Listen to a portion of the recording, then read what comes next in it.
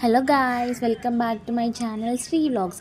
ఈరోజు నేను మా హాస్టల్లో ఉన్న స్టడీ హాల్ ఎలా ఉంటుంది అని చూపిస్తాను, చూసేయండి.